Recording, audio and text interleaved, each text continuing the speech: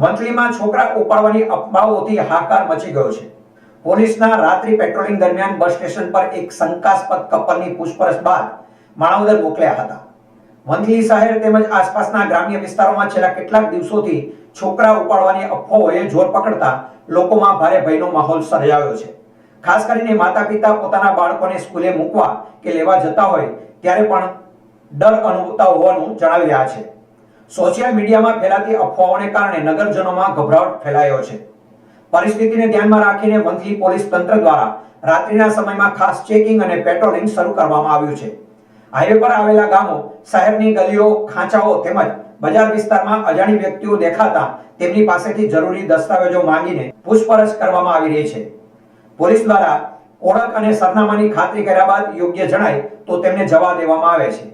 ગઈ રાત્રે વંથલીની બજારોમાં જીઆરડી અને હોમગાર્ડના જવાનો ફરજ પર હતા. ત્યારે વંથલી બસ સ્ટેશન વિસ્તારમાં એક કપલ સાથે 5 બાળકો નજરે પડ્યા હતા. અફવાઓના માહોલને કારણે જવાનોને શંકા જતા તેઓએ કપલને રોકી પૂછપરછ હાથ ધરી હતી. કપલ દ્વારા જણાવ્યું હતું કે 5 બાળકો તેમના જ સંતાનો છે અને તેઓ માણાવદરના રહેવાસી છે.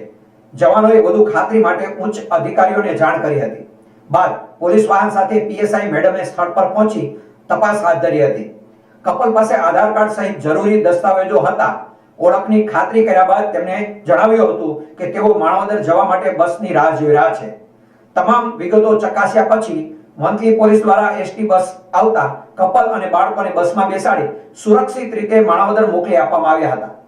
પોલીસ તંત્રએ નગરજનોને અફવાઓ પર વિશ્વાસ ન કરવા અપીલ કરી છે. કોઈ પણ શંકાસ્પદ વ્યક્તિ કે ઘટનાની જાણ થાય તો તરત જ નજીકના પોલીસ સ્ટેશન નંબર પર જાણ કરવાની સૂચના આપવામાં આવી છે.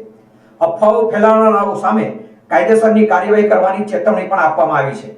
નગરજનોમાં શાંતિ અને સુરક્ષા જળવાઈ રહે તે માટે પોલીસ દ્વારા સતત પેટ્રોલિંગ અને ચેકિંગની કામગીરી ચાલુ રાખવામાં આવી છે. હાલ શહેરમાં સ્થિતિ સંપૂર્ણ નિયંત્રણમાં હોવાનું પોલીસ સૂત્રોએ જણાવ્યું છે.